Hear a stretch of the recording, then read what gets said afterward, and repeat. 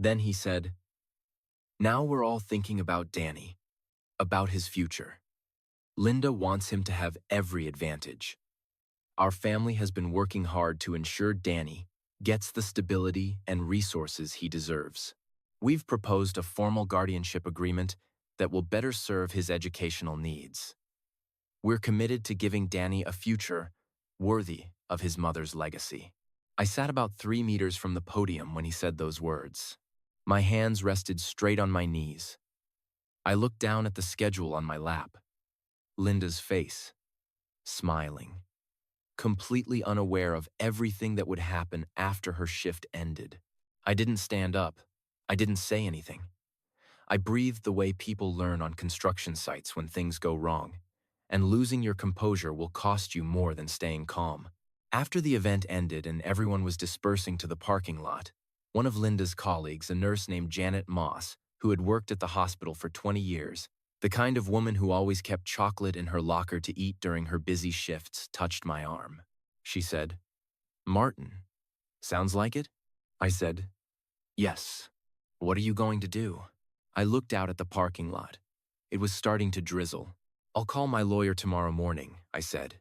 42 days later, I walked into the courtroom in Hamilton County and placed a stack of financial documents on my lawyer's desk. Inside was a full breakdown of every dollar Frank Hartley had taken from my son's education trust over the past 3 years. The judge read the first page. He looked up. Then, he looked at Frank Hartley. Frank's expression at that moment, that's the whole story. If you're new to this channel, hit subscribe and turn on notifications now. Behind Dad shares true stories from undervalued fathers before anyone recognized their worth. Watch until the end. What happened in that courtroom didn't just change the legal situation. It changed something between Danny and me that I'm still trying to put into words. My name is Martin Cole. I am 57 years old. I live in Cincinnati, Ohio, on the east side of the city, in a neighborhood where half the driveways have a second car that doesn't run. I have been an HVAC technician since I was 19 years old, which means I have spent 38 years in crawl spaces, mechanical rooms, boiler basements, and rooftop units in weather that swings from -14 to 97. I started as an apprentice at a shop called Meridian Mechanical. By 30, I had my master's license. At 38, I borrowed $85,000 from 2 banks and my cousin Terry and started Cole & Sons Mechanical. There were no sons when I started it. Just Linda's belief that the name would age well. She was right. Cole & Sons now employs 34 people. We hold commercial HVAC maintenance contracts across southern Ohio and northern Kentucky. Hospitals, medical office buildings, warehouses, schools. We don't do residential. I stopped doing residential the year I hired my 5th technician, because residential is what you do when you need the work, and commercial is what you do when you've built the kind of operation that earns trust on a contract cycle. We have been profitable every year since year 3. Our current asset base sits at just over $4.2 million. I tell you that not to establish a score, but because the number matters to everything that follows. I met Linda Patterson at 25 years old, on a job site at St. Catherine's Hospital where I was roughing in new equipment on the 3rd floor, and she was ending a 12-hour shift. She walked past the equipment staging area, noticed I was reading a spec sheet while eating a granola bar without using my hands, and said, "Is that a skill they teach you, or did you develop it yourself?" I told her necessity taught me. She laughed. I asked for her number before I'd finished chewing. We married 2 years later. Neither ceremony was expensive. We rented a VFW hall, used carnations instead of roses because carnations cost 1/3 as much, and danced to a playlist Linda made herself because a DJ was $300 we needed for the business loan payment that was due the following Tuesday. Her mother had opinions about the carnations. Linda told her they were a conscious aesthetic choice and changed the subject. We had Danny 11 years after that because we wanted time, first time to build things, time to save money, Time to get the business past the point where its existence depended entirely on my not getting sick. Linda continued nursing the whole time. She worked nights when we needed extra shifts, worked doubles before holidays, worked the units other people avoided oncology, then palliative care, then a decade as charge nurse on the surgical floor. She said she loved the work, in the same way I loved mine, not because it was easy, but because it was real. You either fixed the problem, or you didn't. You either stabilized the patient, or you didn't. The feedback was immediate and honest. There was one night Danny was about 3. We'd just extended a line of credit to purchase a second service vehicle, and I came home at 10 p.m. to find Linda asleep at the kitchen table with her head on her arm, a pot of soup still warm on the stove, a permission slip for Danny's preschool field trip half-signed on the table beside her. I stood in the kitchen for a long time looking at her. She had worked a 12-hour night shift, slept 4 hours, spent the day with Danny, cooked dinner, started on paperwork, and fallen asleep before finishing any of it. I signed the permission slip. I covered the soup. I didn't wake her. In the morning, she made coffee and said, "How was the job?" I said, "Fine." The soup was good. She looked at the permission slip on the counter, already signed, and she looked at me, and she didn't say anything. She just put her hand on my arm for a moment. That was our shorthand for a lot of things. Danny was born in a February that had 3 feet of snow on the ground. I drove 40 miles an hour on the highway to get Linda to the hospital because I was terrified of being the kind of person who let his wife give birth in a Ford F-250. He was a late arrival, a little blue in the face, and he cried exactly once and then looked around the room like he was taking inventory. 16 years later, he still takes inventory of rooms before he settles into them. I raised a kid who pays attention. That didn't come from the Hartleys, Frank Hartley and Patricia Hartley. Linda's parents had been civil to me for the 27 years of my marriage in the way that people are civil when they have decided that being openly unkind would require too much energy. Frank was a retired thoracic surgeon who had spent 40 years in hospital hierarchies where a man's rank was visible from 20 feet. He had opinions about what constituted a serious career, a serious education, a serious life. None of those opinions included HVAC. At family dinners, he called me the contractor. Not Martin, not my son-in-law. The contractor, the way you'd say the plumber when you're explaining who's coming to fix something. It was never delivered with obvious contempt. It was delivered in the tone of a simple fact about how the world was organized. He once, at Thanksgiving, described to Linda's brother-in-law, a man with a pharmaceutical sales career and a leased BMW, that the difference between professional work and trade work was the difference between solving problems with your brain and solving problems with your hands. He said this while I was carving the turkey. He was not addressing me. He spoke as if the turkey carver was background noise. Linda caught my eye across the table. She mouthed, "I'm sorry." I mouthed back, "It's fine." It wasn't fine, but it was manageable.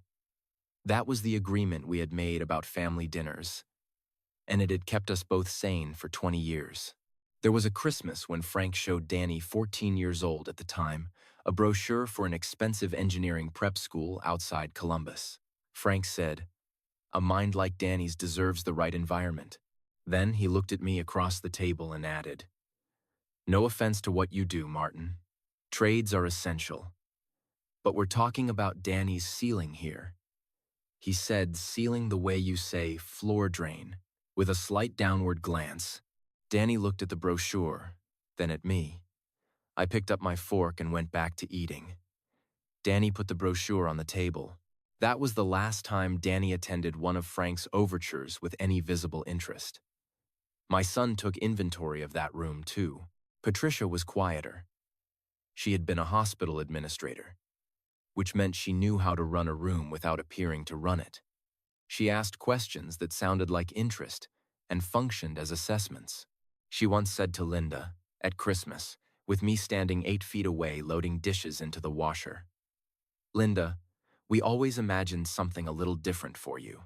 And Linda said, in the tone she used when she was choosing peace over accuracy, "Mom, I got exactly what I wanted." I kept loading the dishwasher. I want to be honest about something. Frank Hartley's contempt, over 27 years, was not invisible to me. It accumulated. There were evenings after family events when I drove home and said nothing for 20 minutes because the saying nothing was how I metabolized it. Linda would eventually ask, "Frank or Patricia?" And I'd say, "Frank." And she'd say, "I know, I'm sorry." And I'd say, "Don't be sorry. Just drive next time so I can have a beer." But I never confronted it directly. That is a choice I made, and a choice I own. I didn't want to put Linda in the position of defending me to her father at the cost of her relationship with him. She was not in a position to fix who Frank was. Neither was I. So we carried it between us. And most of the time, it was manageable. While Linda was alive, the tension was managed. She was the translator between us. She could hear what her parents meant and choose what to relay and what to absorb herself. She handled the gap between their world and mine with a patience I understood was costly and never asked her to pay more of than she was willing. When Linda got sick, the Hartleys were present and helpful in a surface way. Frank reviewed her oncologist's recommendations with the authority of a surgeon who had never treated anything adjacent to her condition. Patricia organized meal rotations for the first 2 months. They visited regularly. They sat in the waiting room. But they also started doing things that I noticed and did not say anything about, because the woman I loved was dying, and picking fights with her parents seemed like the worst use of whatever time we had left. They started calling Danny more often than they called me. They started asking Linda about long-term plans for Danny in conversations I wasn't part of, conversations Linda would summarize for me with a tiredness in her voice that wasn't about the cancer. She would say, they asked again about what happens with Danny, and I would say, "What did you tell them?" And she would say, "That Danny stays with you. That's not a question," but they kept asking. Different angles, different phrasings, the gentle persistence of people who had already decided the answer and were waiting for you to find your way to it. 3 weeks before Linda died, she wrote me a letter. Handwritten, 2 pages, on the yellow legal pad she kept on her nightstand for the last 4 months. She gave it to me on a Sunday afternoon and said, "Read this when you need to. Don't read it now." I put it in the inside pocket of the gray jacket, and I didn't read it until 6 months later. Linda died on a Wednesday morning in March, 2 years and 3 months ago. Danny was in the kitchen making toast when she stopped breathing. I was beside her. I held her hand. I called the hospice nurse. Then I walked to the kitchen and sat at the table across from Danny and told him his mother was gone, and he sat there for a long time, holding a piece of unbuttered toast, and then he put it down very carefully on the plate, face up.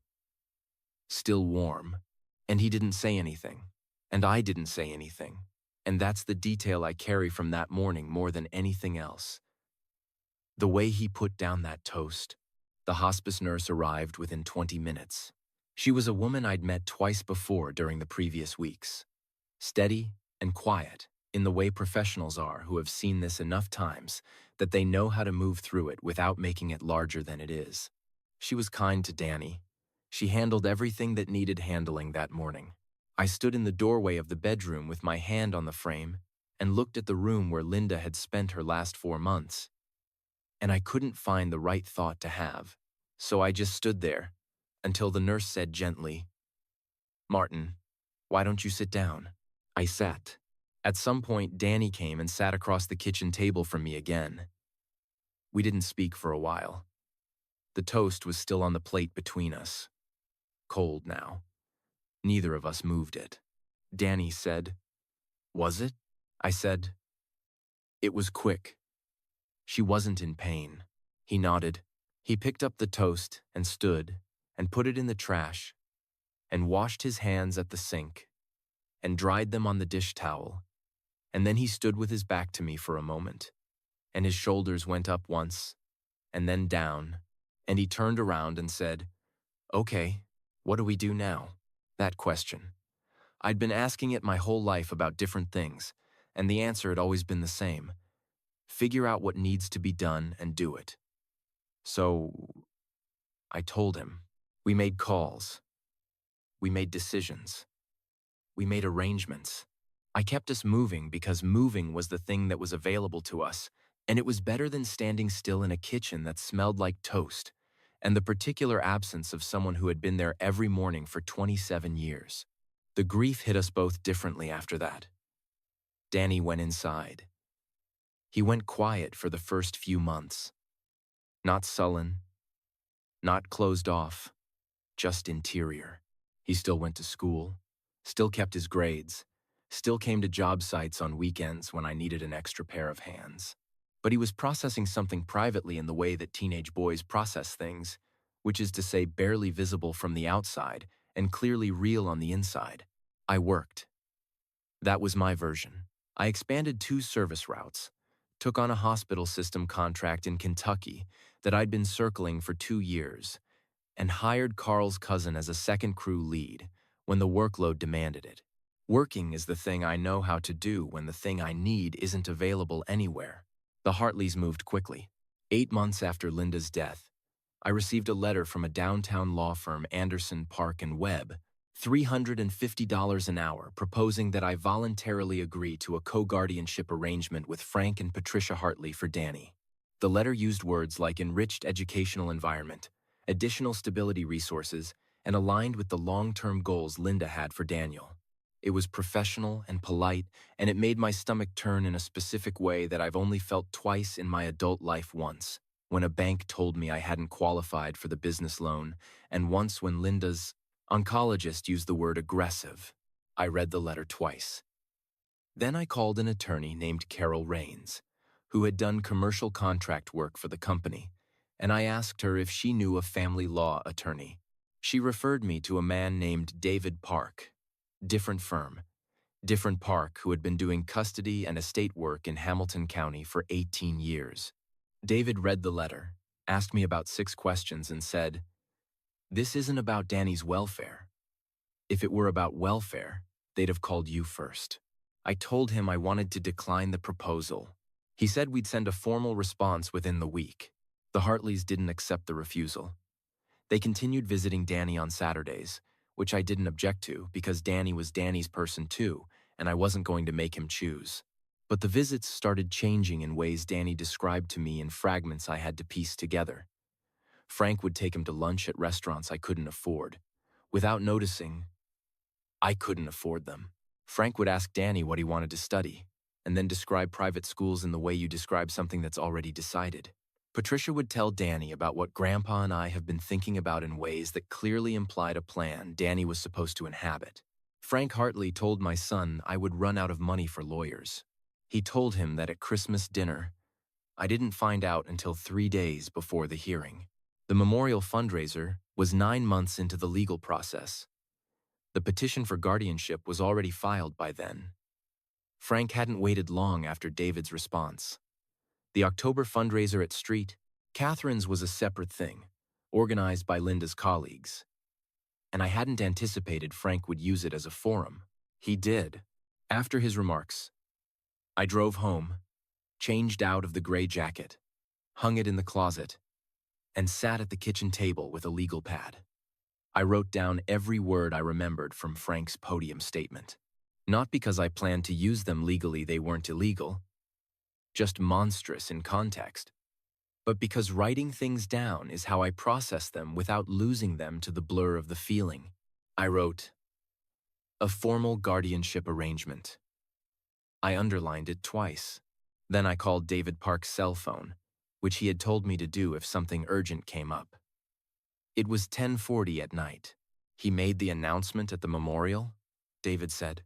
"Yes." Pause. "Was there an audience?" "About 200 people. Her colleagues." Another pause.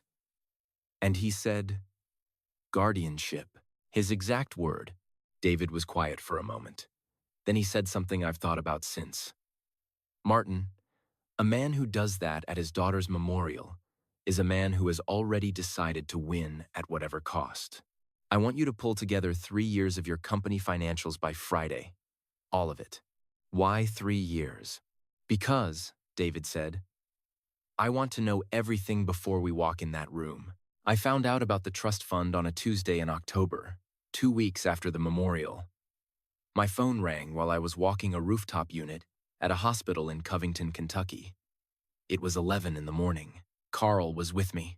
I stepped away from the unit and answered. David said, I have the trust statements. Do you have somewhere private? I walked to the far corner of the roof. Below me, 6 lanes of traffic. The Ohio River may be a quarter-mile south. I said, Go ahead. Frank Hartley has been withdrawing from Danny's education trust since Linda passed. The trust was $312,000 when it was established. Current balance is $203,000. I did the math automatically. $109,000. Yes. We have 3 years of statements now. The withdrawals are categorized as beneficiary enrichment expenses. But when we started tracing them the Hawaii trip in March of last year, Danny wasn't on that trip. I stopped walking. The Hartleys went to Maui. Their daughter's family went. Danny was at school in Cincinnati. How much? $19,000 charged to the trust. There's a family development retreat description. There's also a consulting firm, Hartley Briggs Educational Advisors. It's registered to Patricia Hartley's brother-in-law. They've invoiced the trust $42,000 for what's described as comprehensive educational pathway development. I sat down on the concrete step of the rooftop access hatch. Carl looked over from the unit. He said, You okay? I held up one hand. Not yet. What's the total we can document? I asked David. $89,000 in transactions that have either no beneficiary connection, conflict of interest vendor relationships, or both. There's more we're still tracing. I sat on that step for almost 2 minutes without speaking. Carl came over and crouched next to me and said quietly, Martin, did something happen to Danny? I said, No. Danny's fine. Carl nodded and went back to the unit. I wasn't fine, but that was a different category. I need to tell you something about money and tradespeople, because this story doesn't make sense without it. There is a common assumption that a man who works with his hands because he couldn't do anything else, that his income is decent but bounded, that his financial ceiling is lower than a professional's because the credential was lower to begin with. This assumption is held by people who have never actually looked at the revenue structure of a well-run specialty mechanical contractor. Cole & Sons has 34 full-time employees. The average fully burdened cost of each of those employees, wages, benefits, insurance, payroll taxes, is about $68,000 per year. That's over $2.3 million in annual labor cost before anything else. We run on margins that require that math to work. And it works because commercial contracts pay above residential rates, and because I built systems for cost control, contract renewal, and customer retention that run efficiently without me being on every job site every day. I do not have a degree. I have a master HVAC technician's license, 3 safety certifications, an Ohio contractor's license, a Kentucky contractor's license, and 38 years of not getting anything wrong twice. The business did not grow in a straight line. I lost a major contract in 2009 when the client went bankrupt 3 months after we'd completed the installation and before the final invoice was paid. That cost me $112,000 in a single quarter, and I spent 6 months working 16-hour days and calling in every relationship I had built over 20 years to make the payroll without missing a single quarter. Check. Not because the law required it I had restructuring options, because those were my people, and I had told them their jobs were stable, and I was going to make that true regardless of what it cost me personally. That year, I paid myself nothing from November through March. I used savings to cover my mortgage. I ate lunch from a cooler most days because buying lunch felt wrong when I was asking my employees to trust me. The company survived it. We had grown to 22 employees by the end of 2010. That year, I hired Carl as lead foreman, which was the best personnel decision I ever made. Carl had a way of managing a crew that communicated respect without reducing the standard. And people worked harder for him than they worked for fear-based managers who couldn't understand why. My personal stake in Cole & Sons is worth $4.2 million. My home is paid off. Danny's college fund separate from Linda's trust. Mine alone is fully funded at $240,000. I never told the Hartleys any of this. Not because I was hiding it, because it was not their business. And because in 27 years of marriage, I had watched Frank Hartley measure men by their credentials and had decided that engaging that measurement system would only dignify it. If he didn't see value in what I built, knowing the number wouldn't change that. It would just give him something new to mischaracterize. What I didn't anticipate was that he would use that lack of information as a weapon in a legal proceeding. His attorney filed a financial assessment as part of the guardianship petition. It described me as a sole proprietor in the skilled trades, with estimated annual earnings of $70,000 to $90,000. It described the limited resources I could provide Danny for higher education. It stated that the Hartleys, with combined retirement assets exceeding $1.8 million and significant real estate holdings, were better positioned to support Danny's future. The assessment was based on a tax return Frank's attorney had obtained through a legal discovery request. It was the return from a year where I had reinvested most of the company's profits into equipment. It showed personal income of $82,000. Technically accurate, strategically incomplete.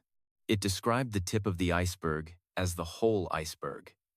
Frank Hartley's attorney built the entire petition around a number that told a story that wasn't true. David Park read the assessment, read it again, and said to me, "They built the whole petition around the income gap. That's their pillar. We're going to take it out." I said, "How?" He said, "Very carefully, and all at once." 3 days before the hearing, Danny came into the garage where I was checking pressure readings on a portable unit we'd pulled for service. He sat on the workbench, which is what he's done since he was 8 years old. Sit on the workbench and watch me work, without explaining why he came out. Usually I don't ask.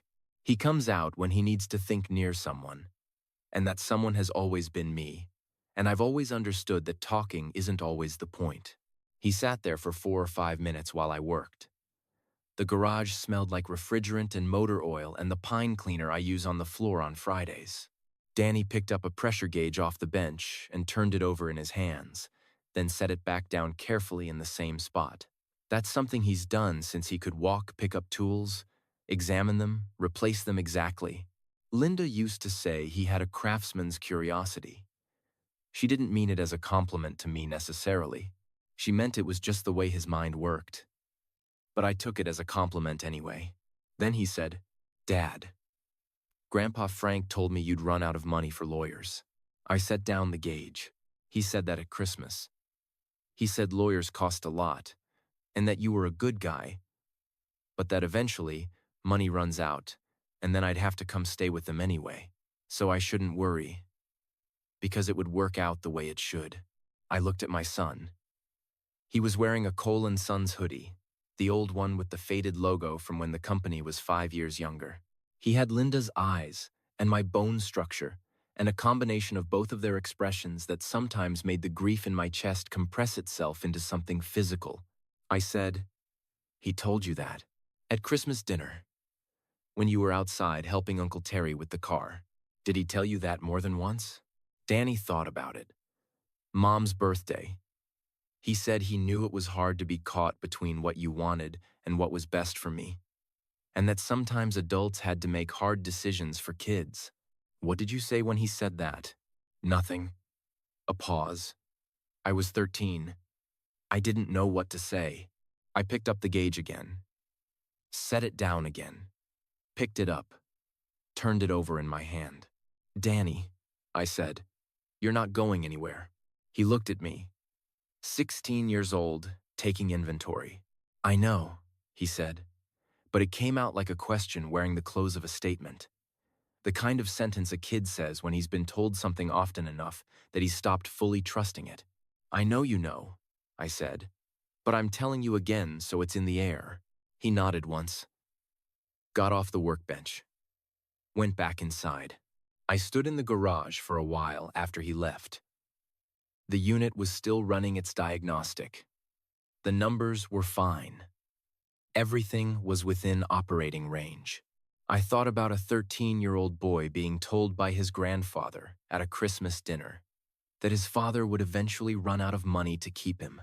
I thought about what that does to a kid's sense of the ground under his feet. Whether that kind of sentence delivered with calm certainty by a man in a suit at a Christmas table stays in a kid's body even after he consciously decides not to believe it. I know the answer, because I know my son. It stays. That night I sat at the kitchen table after Danny had gone to bed. The house was quiet in the way a house gets quiet when the person who filled it is no longer there to fill it. One light on over the sink, the way Linda always left it one light so the kitchen didn't feel entirely dark if someone came down for water in the middle of the night. I'd kept doing that after she died.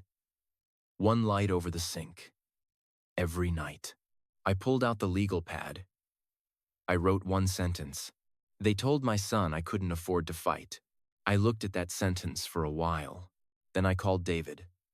I told him everything Danny had said, as close to exact wording as I could reconstruct.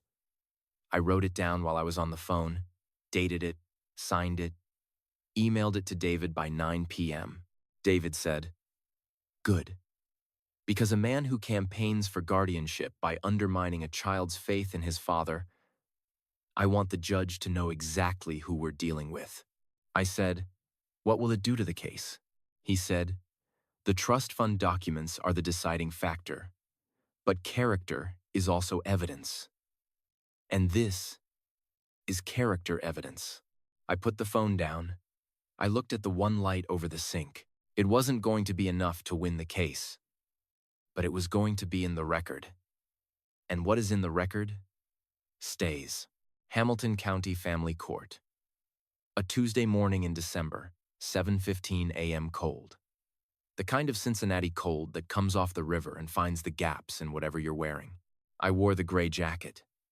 Not because it was the right jacket for a courtroom, it wasn't. It's a jacket for dinners and funerals, not depositions, but because it was Linda's jacket. I put the legal pad in my bag. I put the company financial summary David had prepared in the inside pocket of the jacket. The financial summary was 43 pages. Frank Hartley and Patricia Hartley arrived with their attorney, a man named James Ferris, who billed $450 an hour from a firm on 4th Street. He was very polished. He had a way of standing near his clients that communicated expensive confidence even in a courthouse hallway. Frank wore a dark suit. Patricia wore a blue cardigan and carried a leather tote bag that probably cost more than my first truck. They didn't speak to me in the hallway. Danny was not present at the hearing that was an intentional decision. David had filed for the court-appointed guardian ad litem to submit her report independently, without Danny being in the room. The report had already been filed 3 days earlier. I hadn't read it yet. David said I'd hear it in the courtroom. We entered. The room was smaller than I expected. Not a movie courtroom. Just a county courtroom with a judge's bench and 2 tables and no drama in the architecture. The judge was a woman named Honorable Marie Crestfield, 62 years old, with reading glasses on a chain and a manner that suggested she had heard every variety of family dispute and maintained a measured sympathy for none of them. Frank Hartley testified first. He sat in the witness chair with the posture of a man who had testified before as an expert witness in medical malpractice cases, David had told me. He was comfortable. He described Danny's educational needs with the specificity of a man who had researched private schools over lunch breaks. He described the trust fund distributions as expenses made in the best interest of Danny's development. He described me not by name, by reference, as Danny's father as hardworking and well-intentioned, but limited in resources and educational perspective. He said, "We feel strongly that Linda would want Danny to have access to the kinds of opportunities that our family is in a position to provide." James Ferris asked him about the trust fund distributions specifically. Frank explained the Hawaii trip as a family cohesion investment that Danny would have attended if school scheduling had permitted. He explained the consulting fees as legitimate educational planning services for Danny's college pathway. He explained the total withdrawals as responsible stewardship of a fund established for Danny's benefit. Judge Crestfield looked up from her notes. The family trip to Hawaii. Danny was not on this trip due to scheduling conflicts. Mr. Hartley, yes or no? Was Danny on this trip? Frank straightened. No, thank you.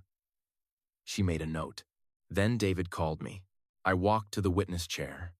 My company jacket was on the chair beside David's table. I sat in the witness box in the gray jacket and looked at the judge. David asked me to describe Cole and Sons mechanical. He was specific. He asked me about founding date, number of employees, license categories, primary contract types, and annual revenue trends. I answered each question directly. The courtroom was quiet in a way that rooms get quiet when arithmetic is changing something. James Ferris objected twice on relevance. Judge Crestfield overruled both times and said, petitioner's filing specifically cited concerns about the respondent's financial capacity.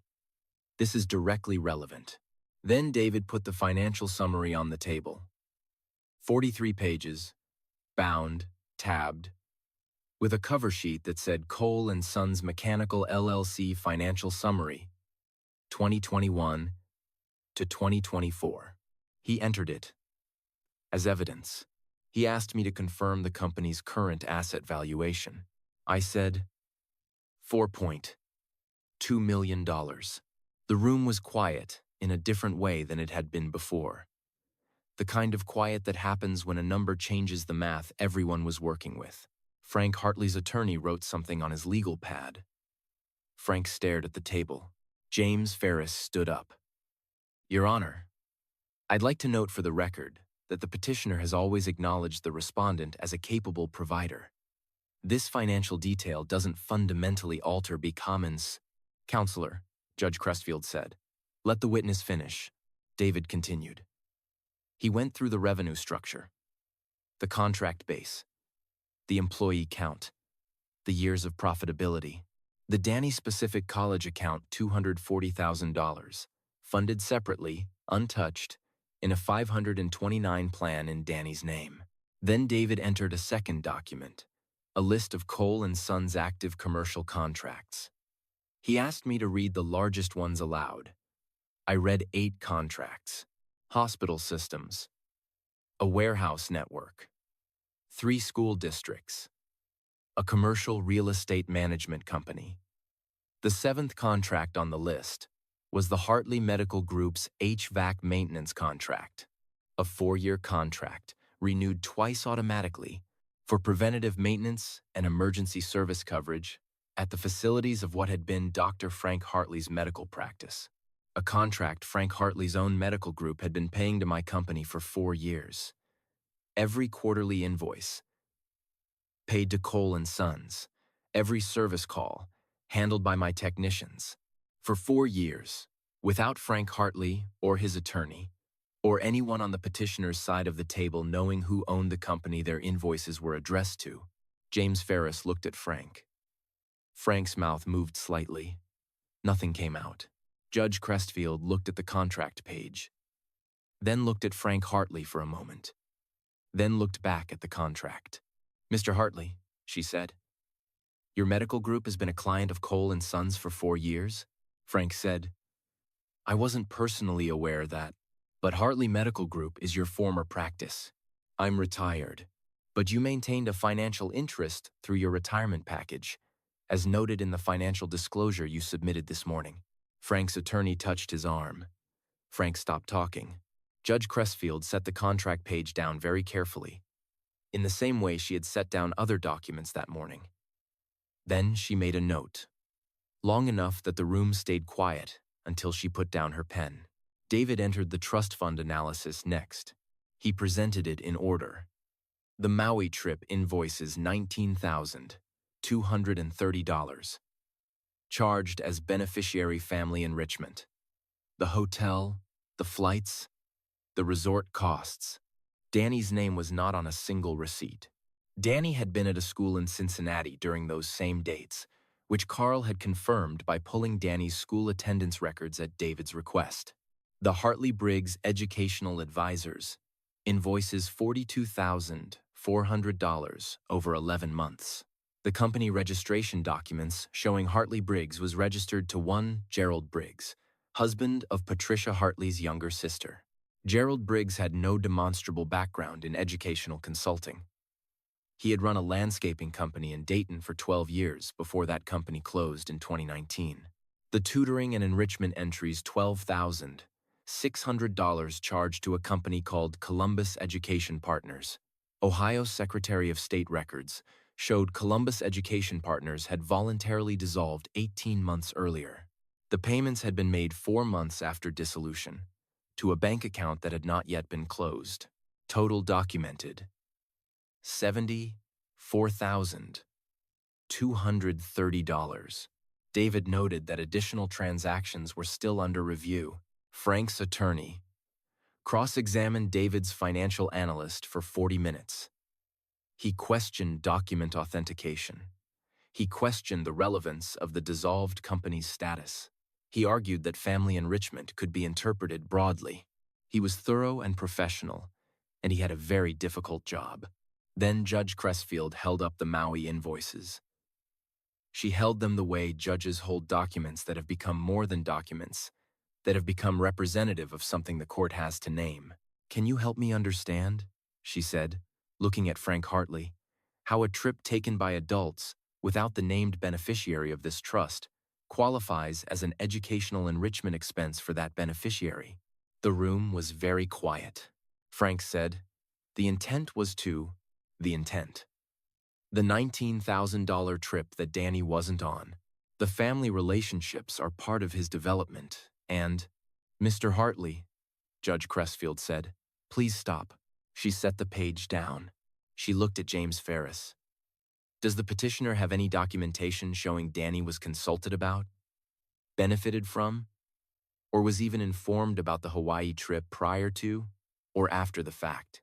Ferris said. "We're not in a position to." "That's a no," Judge Crestfield said. "That was the moment. I knew how it was going to end." Frank Hartley looked at me across that courtroom after the last document went in. I'd been watching the proceedings the way I watch. Mechanical diagnostics, not with my feelings, but with my attention. I was tracking what was working and what wasn't, and what the judge was registering and what she was setting aside. But when the final exhibit was entered and David sat down, I looked at Frank. I'd never seen that look on his face before. In 27 years as his son-in-law, I had seen him confident, dismissive, formally gracious, and privately contemptuous. I had seen him perform warmth for people he wanted something from. I had seen him deliver bad medical news with a practiced steadiness that wasn't quite compassion. I had never seen him look cornered. James Ferris leaned over and whispered something. Frank didn't respond. He was still looking at me. His hands were folded on the table. His face had lost the structure I'd always known it by. I looked back at him. I didn't say anything. I didn't change my expression. I just held his gaze until he looked away. That was the most honest conversation we'd ever had. The Guardian ad litem report was submitted by Dr. Sandra Howell, a court-appointed child psychologist who had spent 45 minutes with Danny 2 weeks before the hearing. Her report was 11 pages. David read the key sections into the record. Danny had told Dr. Howell that he wanted to stay with his father, not conditionally, not with reservations.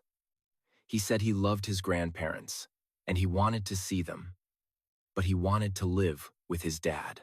He said his dad was the parent who had stayed constant throughout his mother's illness and death. He said his dad had never once suggested Danny had to choose between them.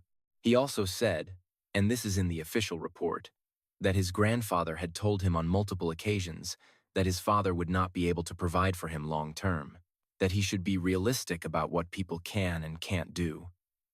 Danny told Dr. Howell he found these conversations confusing and uncomfortable. Judge Crestfield read those sections herself before reading them into the record. I don't know exactly what she was thinking when she read them, but she looked at Frank Hartley for a long moment afterward. Judge Crestfield took 30 minutes after the conclusion of testimony. When she came back, the courtroom was quieter than it had been all morning. She denied the guardianship petition. She ruled that there was no demonstrated evidence that Danny's current living arrangement was insufficient for his welfare, development, or educational future. She found that Martin Cole's financial capacity was substantially misrepresented in the petitioner's filings, and that the characterization of his resources was materially inaccurate in a manner that affected the court's preliminary assessment. She removed Frank Hartley as trustee of the Linda Cole Education Trust. She appointed a court-designated independent trustee to manage the remaining $203,000. She ordered a full accounting of all disbursements to be submitted to the court within 30 days. She referred the disbursement irregularities to the Hamilton County District Attorney's Office for review of potential criminal misconduct. Frank Hartley did not go to prison that day. I want to be clear about that. Legal processes are not movies. Referrals get reviewed. Reviews take time. I don't know where that process is right now, and I'm choosing not to spend energy on it. What I know is that the shield is gone. The framing is gone. The story he had built, careful, credentialed, polished, had its seams exposed in a county courtroom on a Tuesday morning in December. James Ferris handled the exit efficiently. Patricia Hartley was crying quietly, the kind of crying that's more about shock than grief. Frank walked out of the courthouse without speaking. David shook my hand in the hallway. "Good morning's work," he said. I said, "Is it over?" He said, "The guardianship part is over. The financial investigation is separate. That runs its own course. What about Danny? Danny stays home." I went to my truck and sat for a minute. I called Carl to check on the Covington job.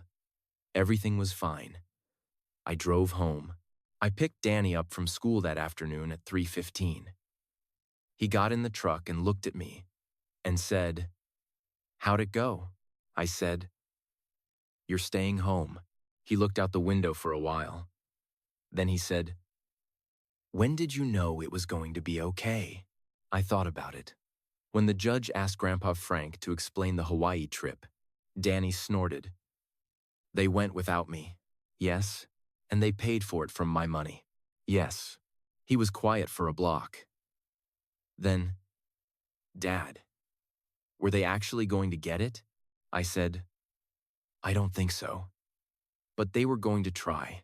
He nodded slowly. "Okay." He put his headphones on and looked out the window, which is Danny's way of saying he's finished processing something and doesn't want to talk anymore. "That's fine. That's always been fine with me." Patricia Hartley reached out 3 months after the hearing. A letter, handwritten, 2 pages, on her personal stationery, with a small floral border she'd used for as long as I'd known her. The kind of stationery you choose when you want to signal that what you're writing is considered, not dashed off.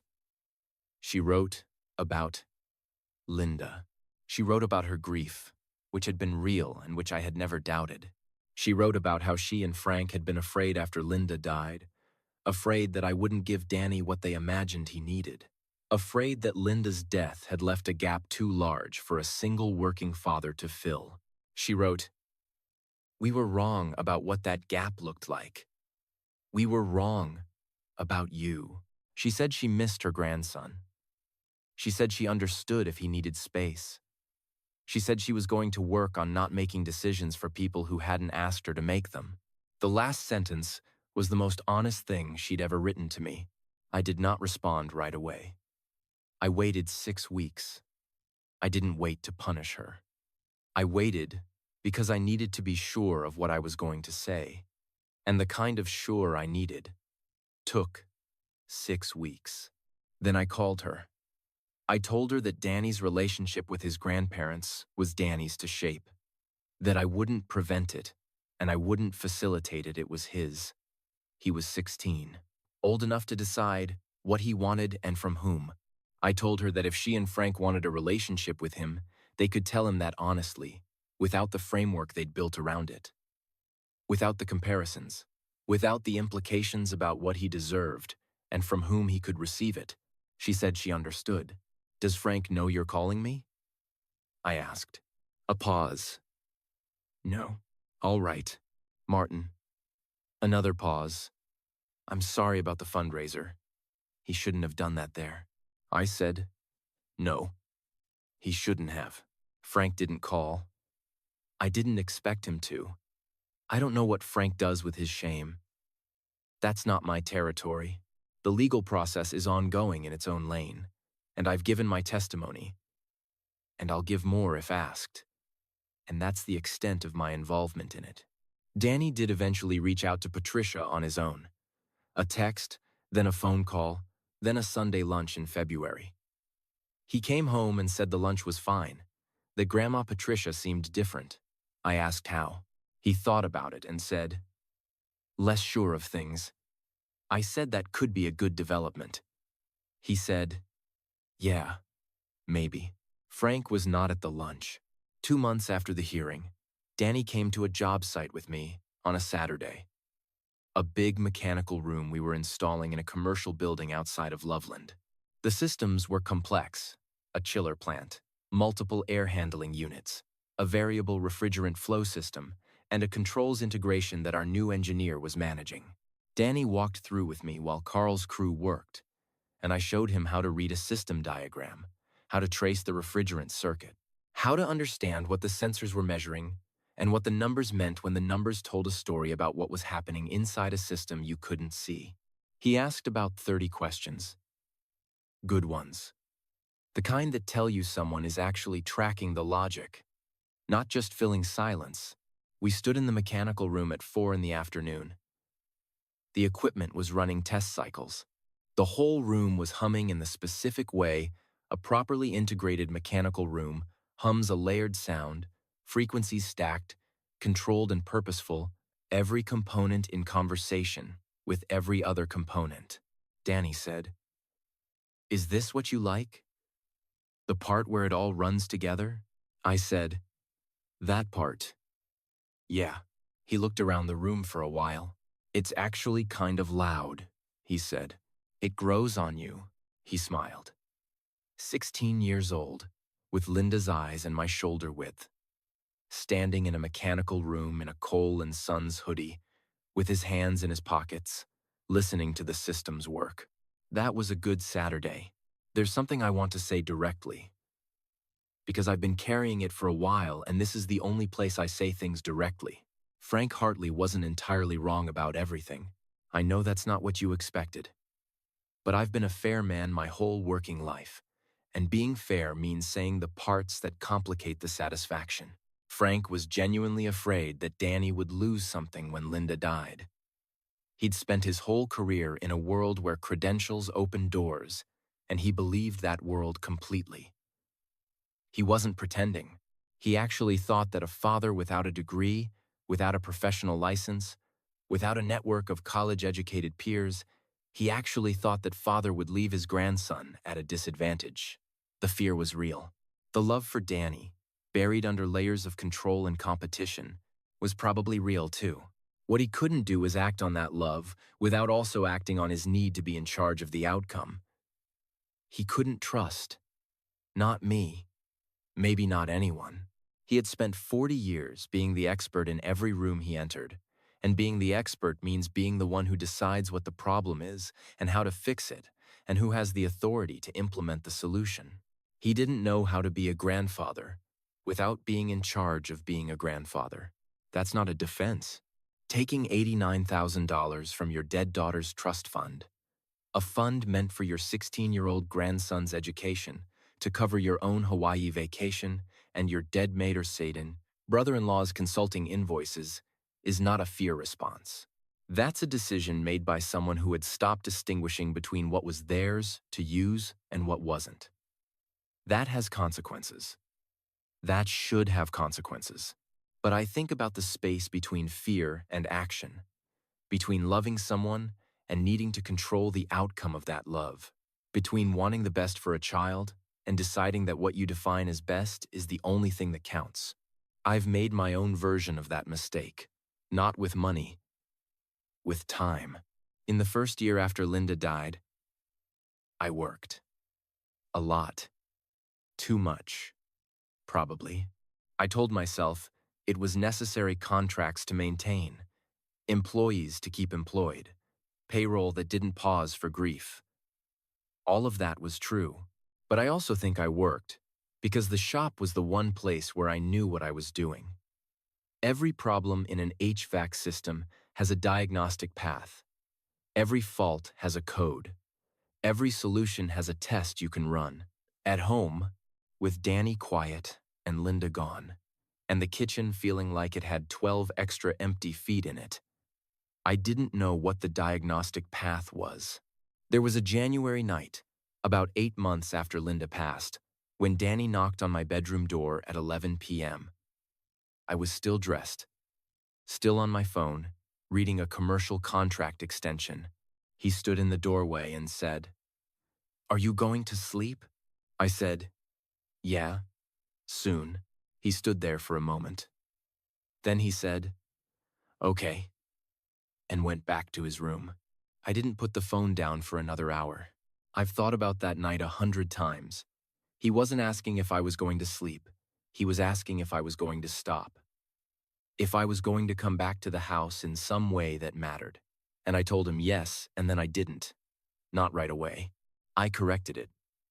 Not immediately and not perfectly, but I corrected it. I started cooking dinner most nights. Instead of picking things up, I started attending his school events instead of sending texts that said, "Sorry, job ran long." I started sitting in the evenings without my phone in my hand. Small adjustments, the kind that only matter if you sustain them, which I tried to. But the failure existed first. It's part of the record. I'm not going to clean that up by not saying it. The question the story leaves me with, the one I don't have a clean answer to, is this: when does fear for someone become fear of losing control over them? And how do you know which one you're actually operating from? I ask that question about Frank Hartley. I ask it about myself. The difference in our answers is in what we each chose to do with the fear. I kept working late. Frank spent his grandson's college money on a Hawaiian resort. Those are different magnitudes. I'm not equating them. But both start from the same source. A man who didn't know what to do with the grief and uncertainty and reached for the thing that felt like control. I'm 57 years old.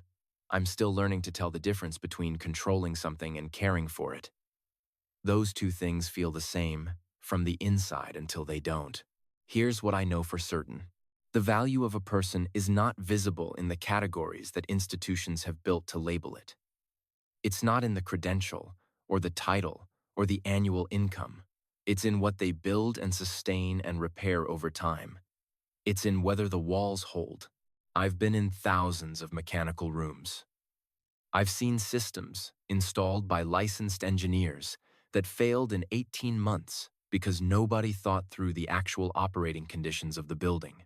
I've seen systems installed by guys who learned everything on the job, guys like me, guys like Carl, that run for 20 years without a service call because somebody paid attention to what was actually there rather than what should theoretically be there. A credential doesn't tell you how much attention someone pays. Experience does. The quality of the thing that's still standing tells you. I don't need Frank Hartley to understand that. I don't need a courtroom or a ruling or a judge's decision to confirm it. But I'll be honest, the ruling felt good, Standing in the parking lot of the Hamilton County Courthouse at 11 in the morning on a Tuesday in December, with Carl calling to ask about the Covington job status, and David shaking my hand and the cold coming off the river and making the back of my neck tighten, it felt like something I'd been owed for 27 years. Not revenge, just accounting. The ledger should reflect what actually happened. For 27 years, the ledger had been wrong. On Tuesday morning in December, it got corrected. I read Linda's letter for the third time, the night after the hearing. I had first read it 6 months after she died, alone in the kitchen at 2 in the morning when Danny was asleep and I needed to hear her voice in some form. The second time I read it was the morning of the memorial fundraiser, before I drove to the hospital. The letter is 2 pages on yellow legal pad paper, her handwriting slanting slightly uphill the way it always did when she was writing fast. She wrote about Danny. She wrote about the business. She wrote about some practical things, the location of certain documents, a relative I should call about Thanksgiving, a note about Danny's dental appointments. And at the end, she wrote, "Don't let them make you feel like you need their permission to be a good father. You already are one. You have been one since the February you drove 40 miles an hour on an icy highway because you were terrified of getting it wrong. Getting it wrong is not the same as being wrong. You have always been right for us." I folded it along the original crease and put it back in the inside pocket of the gray jacket. Then I went to sleep. Danny ran track that spring. Not because I pushed him, I hadn't pushed him toward anything, which had sometimes been a mistake and sometimes been exactly right, and I had learned to tell the difference. He joined the team because a friend joined, and because he'd been going to bed at 9:30 every night since November and told me he needed something to do with his body. He told me this in the same direct way he tells me most things, not as a request for my opinion, just as a statement of fact. I said, "All right." He nodded, and that was the conversation. His first meet was on an April Thursday. I left work at 2 o'clock, which I have not done on a weekday for anything other than a medical appointment in about 8 years. Carl raised an eyebrow when I told him I was leaving. I told him I had somewhere to be. He said, "Track?" I said, "Track." He said, "Go." He's been around long enough to know what goes without saying. The meet was at a high school 30 minutes east of Cincinnati. I parked the truck in the visitor lot and found the bleachers and sat in the 3rd row on the home side because I didn't know which side Danny would be starting from, and I wanted to see him before he saw me. The spring afternoon was overcast, in the way Cincinnati springs are often overcast low clouds. Warm enough that you could sit in a jacket without being cold. The kind of weather that makes school athletic facilities look exactly like what they are. Places where young people are in the process of figuring out what they can do. He came out of the team staging area at 3:40, wearing his school's blue and white track jersey and carrying his phone. He was looking at something on the screen. Then he looked up, scanning the bleachers the way he scans every room he enters, systematically, from left to right. His eyes found me in the 3rd row. He lifted one hand. Half a wave. I lifted one back. Then he looked away and went back to whatever he was reading. Back to his warm-up routine. Back to the internal preparation of a 16-year-old before his first race. And I sat in the bleachers in my work jacket with my hands on my knees and watched my son stretch and jog and line up with his teammates, and the April air smelled like cut grass and early rain, and the PA system crackled with announcements I mostly didn't hear, and the whole afternoon felt like something I had been building toward without knowing that was what the building was for. He came in 4th, in the 4-100. Not a bad result for a first race. He came off the track with his hands on his knees, breathing, and then stood up and looked across the infield at me with an expression that said he was going to be analyzing that race extensively for the next 40 minutes. He was right. We talked about it for most of the drive home. He identified 3 specific places where he'd lost time the second turn, a stagger misjudgment out of the blocks, and the last 50 meters where he'd gone out too hard early. He had already thought through adjustments for the next meet. He presented them methodically, in order, The way he handles any system with moving parts. I said, "Your mom would have had opinions about the third turn." He smiled. Just slightly. The smile that's more interior than exterior. She would have drawn a diagram on a napkin from the concession stand with a red pen because she always had a red pen. She stole them from the nurse's station for 20 years. Danny laughed at that. Once, real. The kind of laugh that happens when a memory arrives, and it's a good one. We drove the rest of the way home in the comfortable quiet that is not silence. It is two people who have known each other long enough to understand that being together in a space doesn't require filling it. When we pulled into the driveway, he got out and said, "Thanks for coming." I said, "I wouldn't have been anywhere else." He went inside. I sat in the truck for a moment with my hands on the steering wheel, looking at the garage door and the basketball hoop I'd put up in 2015 that Danny had used 3 times, and the crack in the driveway that runs from the left side all the way to the front step. I'd been meaning to fill it for 2 years. I looked at the crack for a while. Then, I got out of the truck. My wife knew what she was doing when she chose a tradesman. Tradespeople understand one thing above almost everything else. A thing that is built right holds. You don't build it for the inspection. You don't build it for the credential on the wall above the door. You build it right because the wall has to stand long after you've packed up your tools and moved to the next job. That's what I built. Over 38 years, with my hands and the people I hired and the systems we put in place and the payroll I made every 2 weeks without missing it once, I built something that holds. And when someone told my son that his father couldn't afford to fight, they were wrong. Not just about the money. They were wrong about what I'm made of. That's the part that doesn't need a court to confirm it. Before you go, I want to know where you stand on this. Frank Hartley lost the guardianship. He lost the trustee role. He may face legal consequences, still being sorted out. But I still think about what he said to my son at Christmas. That I couldn't afford to fight. Here's my question for the comments. Was that the cruelest thing he did campaigning for guardianship by undermining a child's faith in his father? Or was the trust fund the cruelest thing? I genuinely don't know which one I find harder to forgive. Tell me where you land. If you know a father who has been told he isn't enough by people who needed him to be less than he was, send this to him. Not to make him angry, to remind him that what he builds matters. Thank you for being here. This story is completely fictional and created for dramatic, educational, and entertainment purposes only. All characters, events, and names are products of the imagination. Any resemblance to real persons or actual events is coincidental. We hope this story reminds every viewer that the value of a person is never fully visible to those who have decided not to look.